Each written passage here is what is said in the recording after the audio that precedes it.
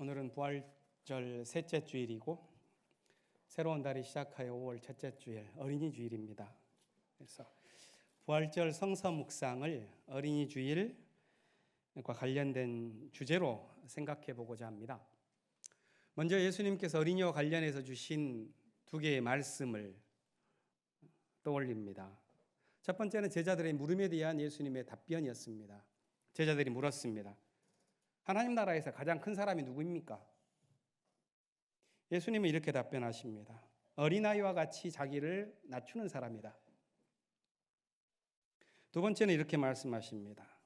어린이들이 다가오는 것을 제지하는 제자들을 책망하시면서 주신 훈계의 말씀입니다.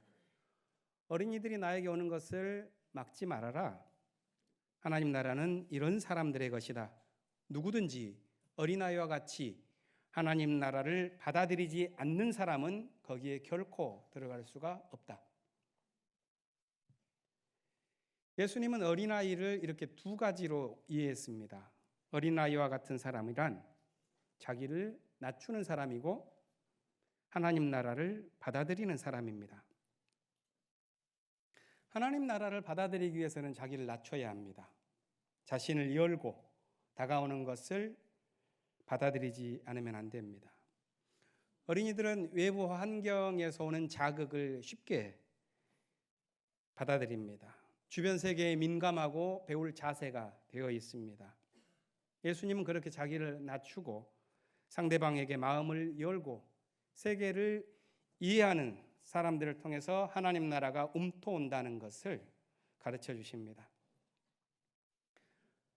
오늘날의 문화는 사람들이 서로에게 귀를 닫고 자기 자신의 이해관계에만 몰입하도록 만들곤 합니다. 그래서 마치 세계가 없어도 자기 혼자서도 존재할 수 있는 것처럼 생각하게 합니다. 자신을 둘러싼 이 세계가 얼마나 아름다운가를 느끼지 못하도록 하고 이 세상의 슬픔이 얼마나 자신을 비탄에 빠뜨릴 수 있는지에 대해서 깊이 생각하지 못하도록 만듭니다. 우리가 마음을 열면 알 수 있고 이해할 수가 있는데 서로 귀를 닫고 듣지 않습니다.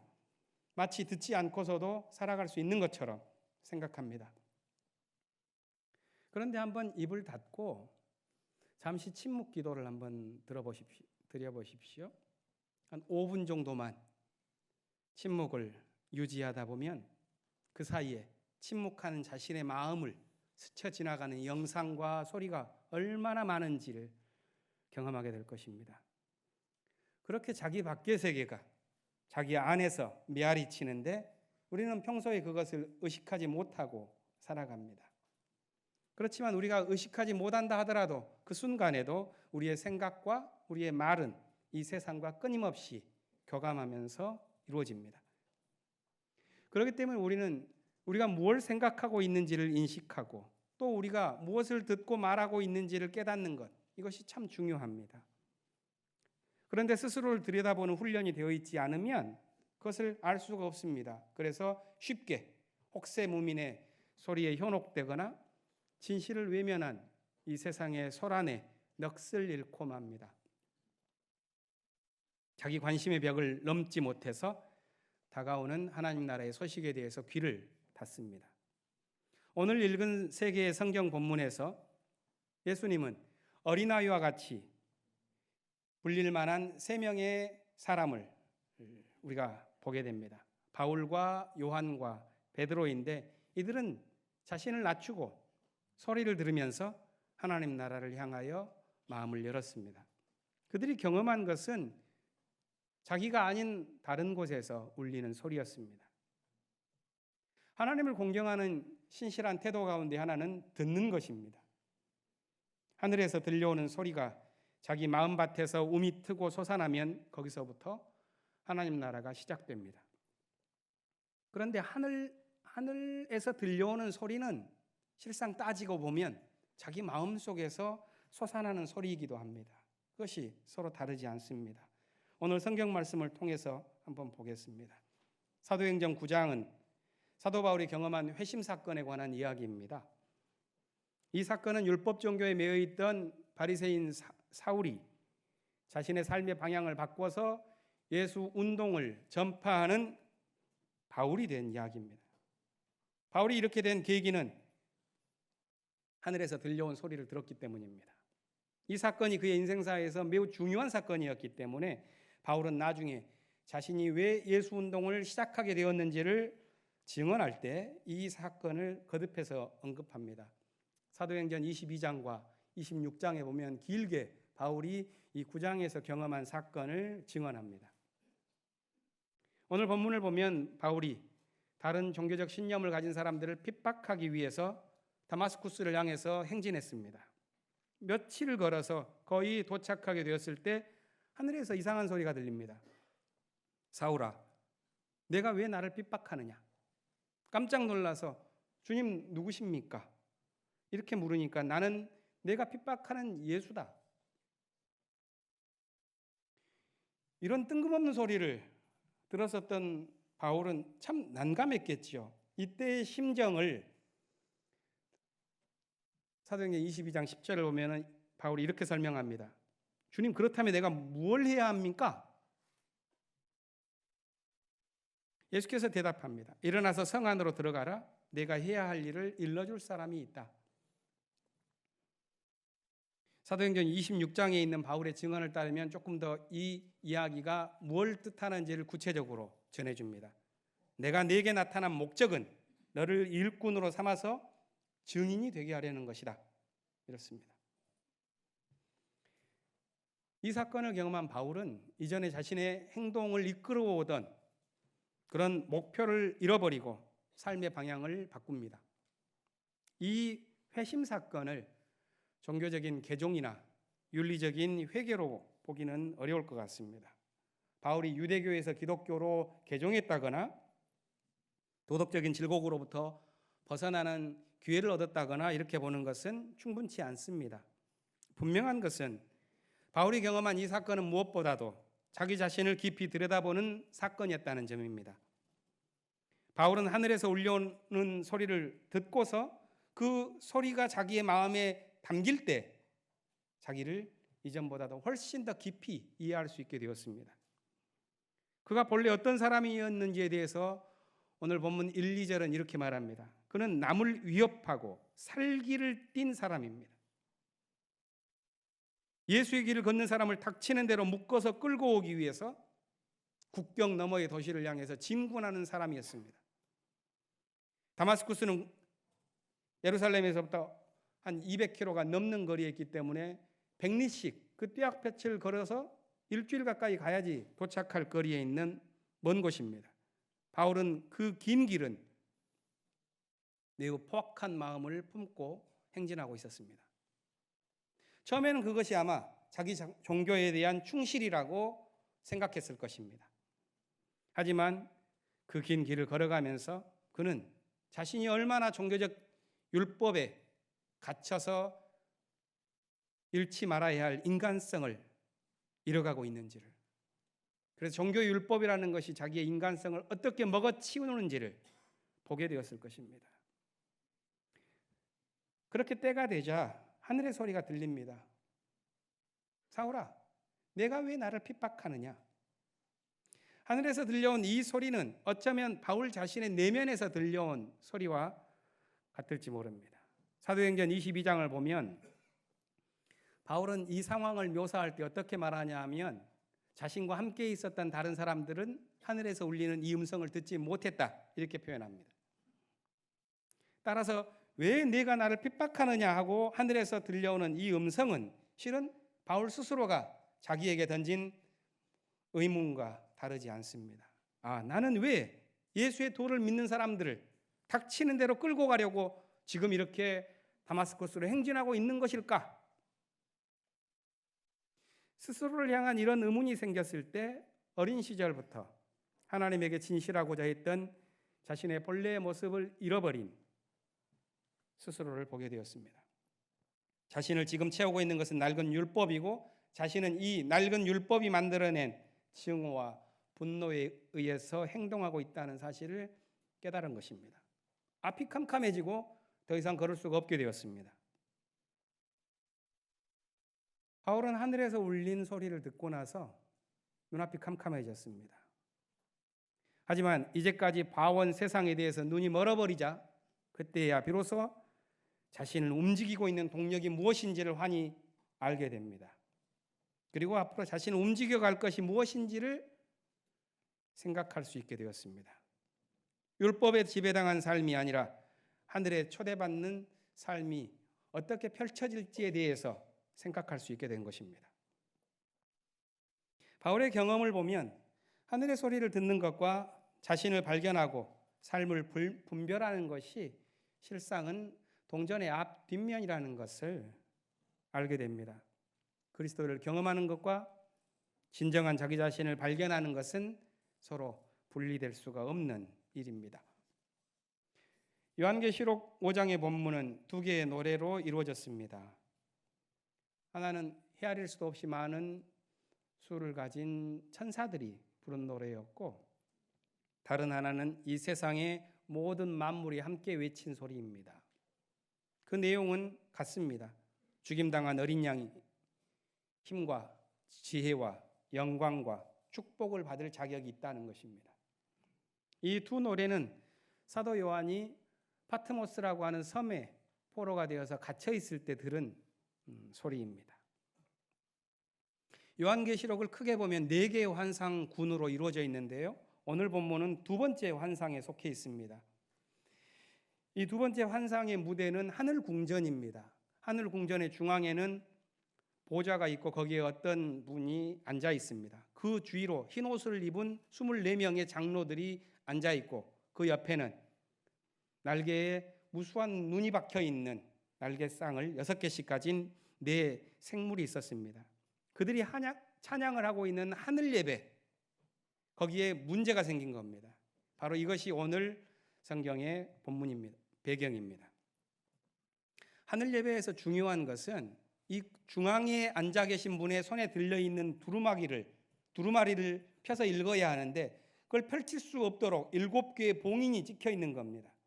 그러면 이 봉인을 누가 풀 거냐 하는 문제가 가장 커다란 문제가 되는 것이죠. 그런데 그것을 풀 수 있는 자격을 가진 사람이 보이질 않습니다. 그래서 이 요한은 환상 중에 눈물을 흘립니다. 그때 고뇌에 빠진 요한에게 다가와서 한 장로가 말합니다. 그 문제를 해결할 사자와 같이 힘센 사람이 있다. 다윗의 뿌리에서 나온 힘센 존재가 봉인을 풀어서 우리들의 답답함과 슬픔을 해결해 줄 것이다. 그런데 성경을 읽다 보면 그 사자는 결코 나오지 않습니다. 그런데 이제까지 그곳에 있었지만 결코 주목받지 못했었던 한 존재가 드디어 부각됩니다. 어떤 이가 보이기 시작하는데 그는 성경은 이렇게 표현합니다. 죽임을 당한 것 같은 어린 양입니다.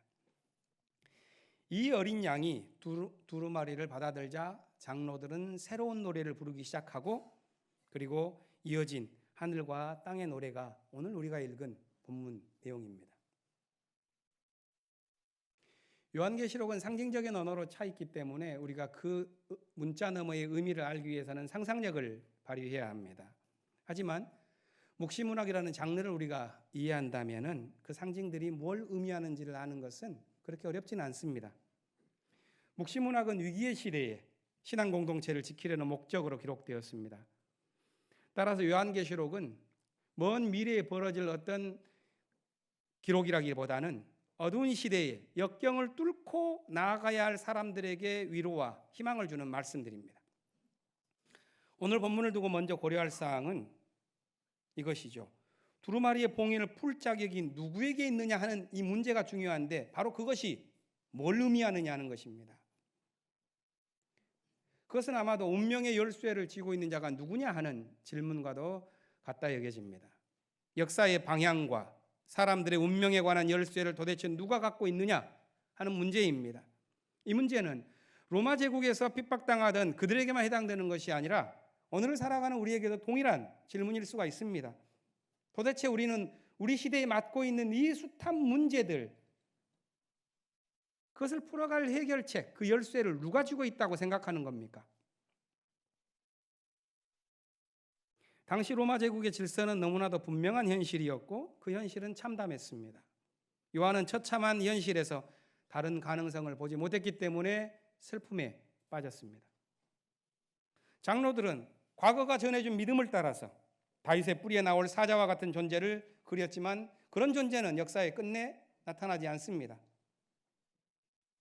그때 처음부터 있었지만 눈에 보이지 않던 아주 미미한 존재, 죽임을 당한 것 같은 어린 양이 등장합니다. 그 어린 양이 일어나서 두루마리를 받아들자 새로운 노래가 시작되고 하늘의 천사와 땅의 모든 피조물들이 함께 같은 노래를 부릅니다. 그리고서 그들은 모두 어린 양이 놓은 새 길을 걷겠다는 다짐을 담아서 아멘 하고 오늘 본문이 끝납니다. 예배를 마친 거죠.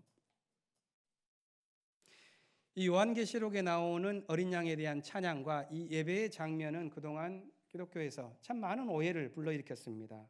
왜냐하면 그것이 예수에 대한 찬양과 경배가 맹목적으로 강요되거나 또 심지어 종교적인 숭배가 억지로 강조되었기 때문에 그렇습니다. 그렇게 됨으로써 성서를 억압의 수단으로 사용하거나 그 해방의 메시지를 율법 종교의 틀에 가두는 우를 범했습니다. 따라서 우리는 요한이 본 이 두 번째 환상에 담긴 의미를 다시 생각하게 되는 것입니다. 요한은 지금 섬에 갇혀 있습니다. 아마 포로로 끌려 있거나 죄수로 갇혀 있는 경우일 것입니다.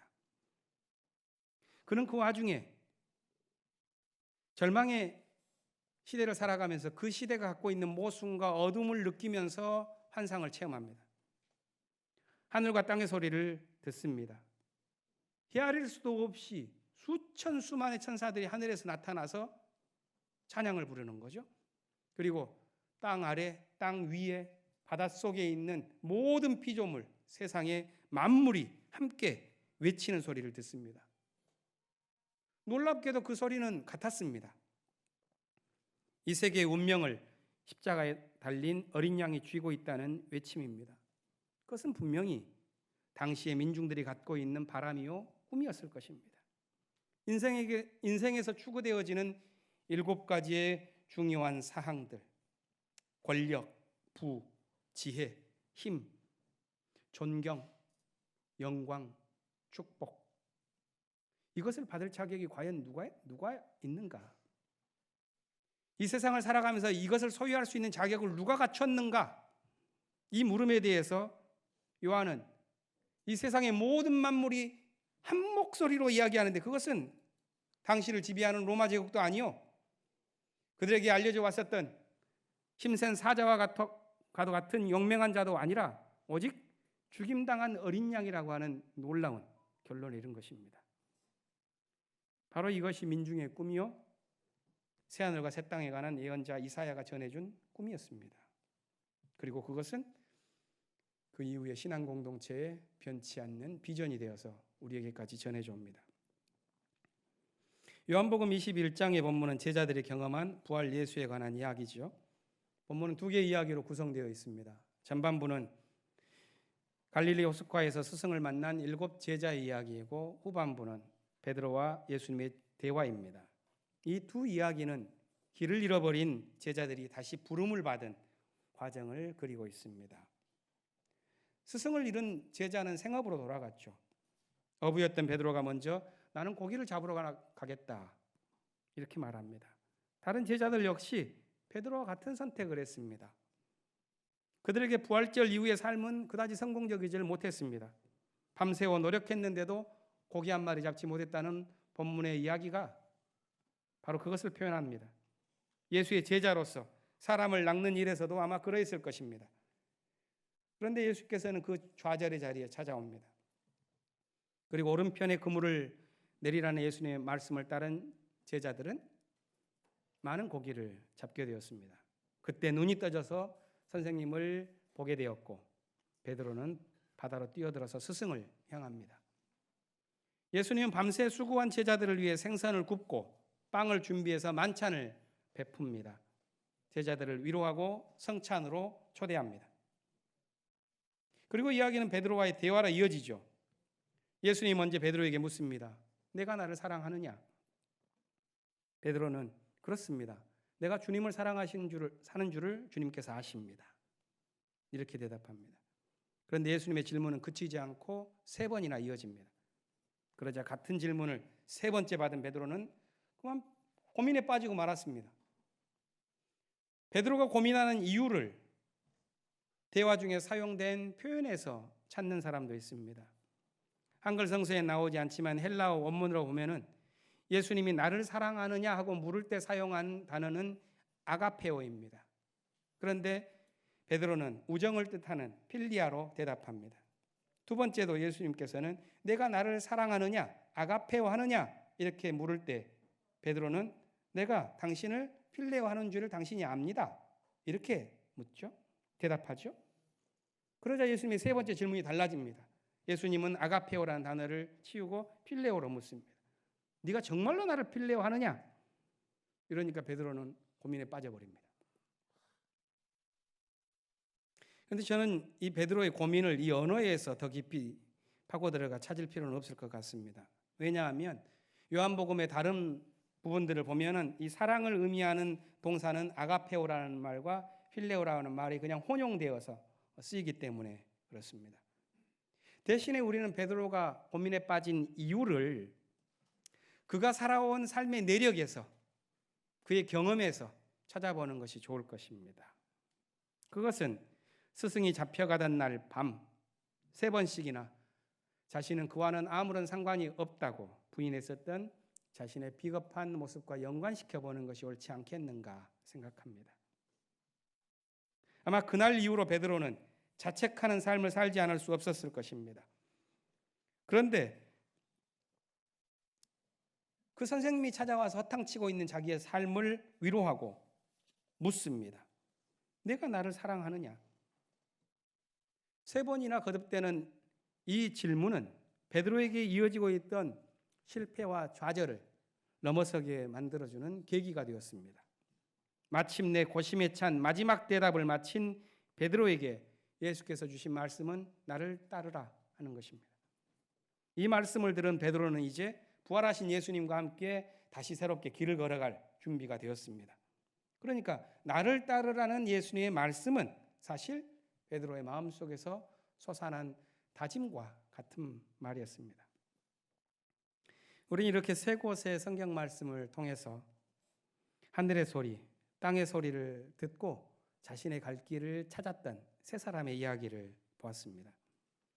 그러면 우리는 이제 우리 스스로에게 물을 필요가 있습니다. 우리가 오늘날 듣고 살아가고 있는 그 소리는 무언가? 우리의 마음을 주동하고 있는 소리는 과연 무언가 하는 것입니다.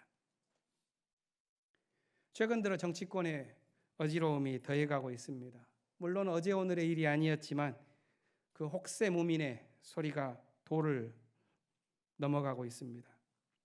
군사독재 시대를 앞잡이처럼 살아온 자들이 기득권을 포기하지 않으려고 발버둥을 치고 있는 모습을 봅니다. 우리는 그들의 모든 성실함이 오히려 우리의 시대를 불구로 만들고 있는 것을 보게 됩니다. 그들이 아니라고 하더라도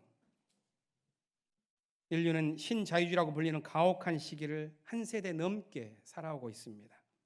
돈이 주인이 된 시대였기 때문에 학문을 연구하는 전문가가 되었든 진실을 보도한다고 말하는 언론 보도가 되었든 거기에는 민중들의 관심과 목소리가 담겨 있지 않습니다. 그렇기 때문에 젊은이도 늙은이도 불행을 먼저 경험한다고 하는 사람들이 많아졌습니다. 이런 지리멸렬의 시대를 어떻게 이겨내야 하는지 사람들의 고민이 깊어졌습니다. 무엇이 우리가 일궈가야 할 문명의 진보인지에 대해서 심각하게 생각하지 않으면 안 되는 시대를 우리는 살아가고 있는 것입니다.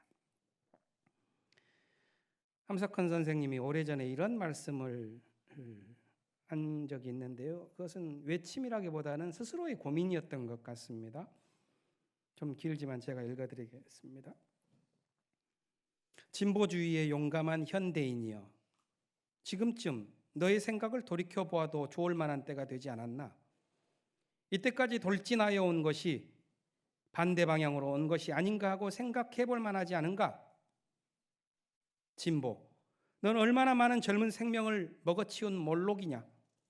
인간이 죽기 위하여 짐승 중에 어느 짐승보다도 더 처참히 죽기 위하여 진보하느냐? 문명을 일구고 있느냐? 진보는 결코 그런 것일 수 없다. 도살수가 있는 곳이 우리의 앞일 수는 없다.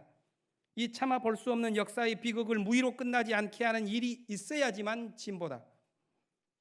이 알 수 없는 수수께끼의 뜻을 속 시원히 풀어주어 우리로 하여금 모든 노력이 무용한 일이 아니요 모든 피가 값없음이 아님을 설명하여 주는 이가 서 있는 곳이 우리가 나아갈 앞이어야 한다. 아니다. 우리의 죽은 자들을 다시 살려주는 자가 있지 않는 한 우리는 거기를 우리가 갈 곳이라고 할 수 없다. 이미 47년도니까 벌써 얼마 전인가요? 70년도 전에 이런 말을 혼란한 분단 정국에서 하셨는데요. 아마 요한이 본 환상과 크게 다르지 않다고 여겨집니다. 우리가 만일 어린아이와 같이 마음을 열면 비로소 하늘과 땅의 소리를 듣게 될 것입니다. 이제까지 우리를 구성해왔던 우리의 지식, 우리의 지혜는 변하고 말 것입니다. 하나님은 우리에게 당신의 음성을 들려주시고 하늘과 땅의 목소리를 듣게 하십니다. 그래서 당신의 꿈을 우리 마음에 심어주십니다. 사람은 귀로만 듣지 않습니다. 마음으로도 듣지요. 이것은 참 기적과 같은 일입니다. 기적과 같은 것 중에 하나는 어린 양과 같은 작은 존재가 이 역사의 봉인을 풀 자격이 있다는 온 세상 만물에 함께 외치는 깨달음입니다. 요한이 들었던 그 만물의 외침이 우리의 마음속에도 솟아나서 이 푸르른 5월을 살아갈 수 있기를 바랍니다. 침묵하겠습니다.